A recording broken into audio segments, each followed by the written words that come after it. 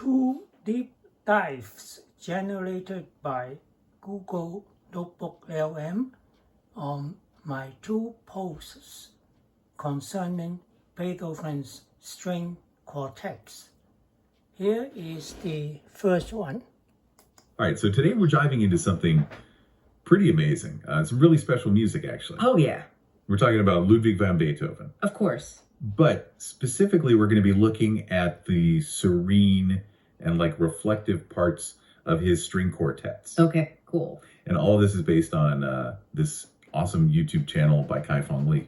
This is like a good deep dive. Yeah, I think so. So Beethoven's string quartets, he actually wrote 16 of them. Wow. And they span his whole career. Really? From 1800 to 1826. So you've got early Beethoven, middle Beethoven, late Beethoven. That's wild. Yeah. I mean, to think that we can basically track his development through all these pieces. Exactly. It's like a musical journal almost. Yeah, that's a great way to put it. Yeah. So what we're going to do is we're going to listen to 3 passages that the source picks out as being particularly serene. Okay. And we'll kind of see how they fit into his timeline. I like it. So first up, we're going way back to 1802. Okay. To his string quartet number 2 in G major, specifically the second movement. Early Beethoven. Yeah, very early stuff. And you can actually hear the whole thing at https://www.youtube.com/VKShu. Should be AUPNDBGT441s if you want to follow along. Cool. So what's interesting here is that you can really hear him building on what Haydn and Mozart did before him. Right. I mean, those were the giants of the classical period. Exactly. So you get these very conventional structures and this lighter feel, but you can already start to hear Beethoven's own voice coming through. I mean, that's what's so cool about listening to these early works, right? Yeah, totally. Yeah. So the second movement is supposed to be serene, and I'm guessing it probably used a lot of melody. Yeah, I bet you get a lot of sustained notes. Those long legato lines. Exactly. And probably gentle changes in volume, too, to create that peaceful atmosphere. That makes sense, like a window into his early thoughts and feelings. Yeah, kind of his quiet side. Exactly. Okay, so where are we going next? All right, so now we're fast forwarding a bit. Okay. To his middle period around 1810. Middle period Beethoven, that's exciting. Yeah, this is when things start to get really interesting. We're looking at his string quartet number 11 in F minor this time. Okay. And the source points us to the third movement. Interesting. So you can check this one out too at https://VOI-LSMB 3Q9BUA. If you're curious. Definitely will. Now, when you think of middle period Beethoven, you usually think of his more heroic and dramatic pieces. Right, it's like that Sturm und Drang period. Exactly, all that passionate intensity. So to find a serene movement in the middle of all that drama is pretty unexpected. I know, right? It's like he's giving us a break from all the intensity. A moment of calm in the storm. Yeah, and it really shows how much range he had as a composer. It's like he could do it all. Absolutely.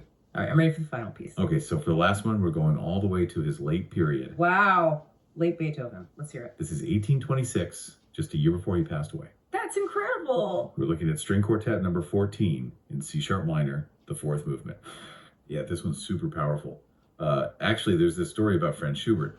Oh, wow, another legend. Yeah, so apparently Schubert heard this quartet and he was blown away. He said, after this, what is left for us to write? That's some high praise coming from Schubert. I know, right? He was even so moved that he asked for this movement to be played in his deathbed. Wow, talk about an impact. Yeah, you can actually listen to it yourself at https://www.youtube.com/watch EB5FR Hoppa 1PGNT 599s.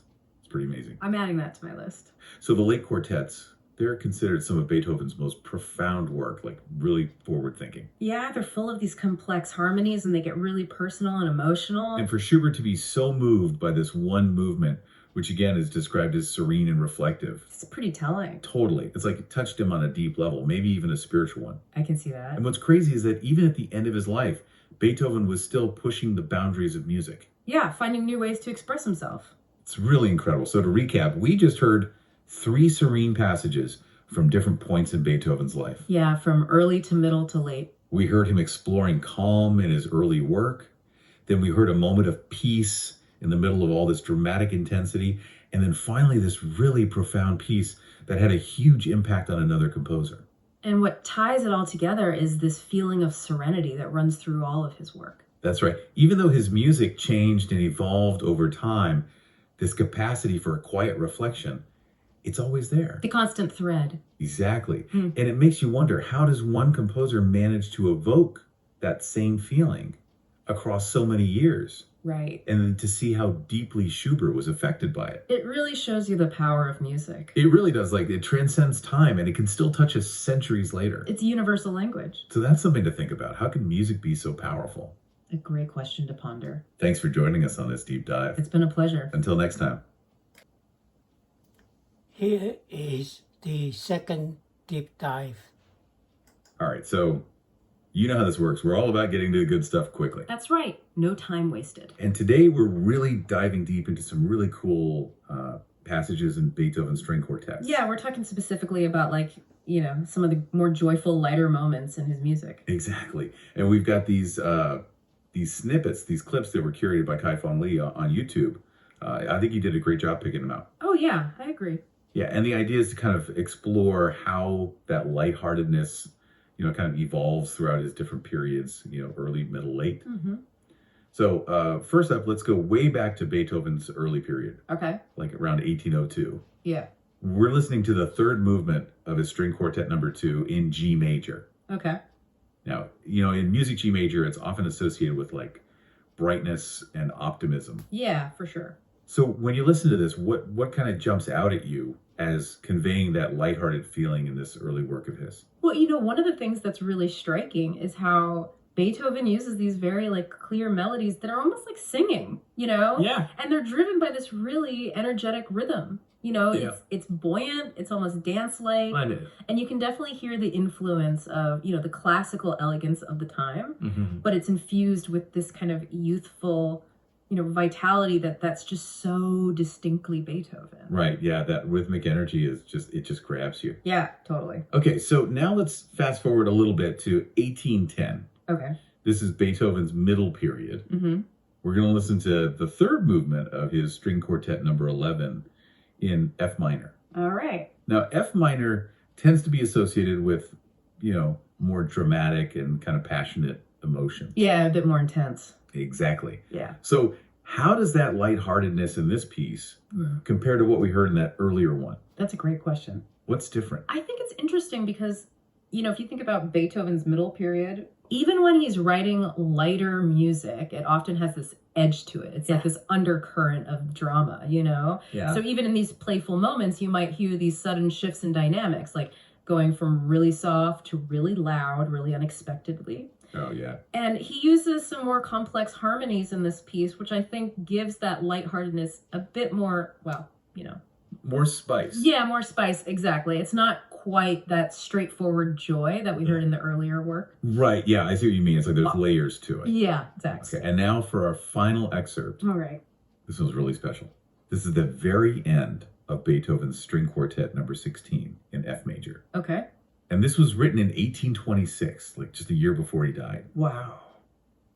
And they say that these are like among the very last notes he ever wrote. That's incredible. I know. So, you know, this raises a really interesting question about like an artist's final statement, you know? Yeah, for sure. And the source we're looking at points out that, you know, Beethoven, he chose to end this quartet on a really playful and humorous note, Right. despite all the struggles he was facing at that point in his life. Yeah, I mean, that's a powerful choice. It is. It really makes you think, like, to end this huge body of work with a bit of humor. It's almost like he's giving us a wink, you know? Yeah, it is. So we've gone from this, like, you know, youthful exuberance of his early work to this more, you know, nuanced, almost whimsical farewell. Absolutely. And I think it just goes to show that even though his style evolved, you know, he faced so many hardships, that spark of joy and humor, it was always there. It just found different ways to express itself. That's a great point. Yeah. So to everyone listening out there, think about this. How can an artist's final creations give us a new understanding of their whole life's work? It's a really fascinating question. It is, you know, and maybe go listen to these string quartets in their entirety. You know, hear these lighter moments in their full context. I think you might be surprised by what you discover. Absolutely. Oh, All right, that's all the time we have today, folks. Thanks for joining us on this deep dive. it's been a pleasure. See you next time. End of the two deep dives on Beethoven's string quartets.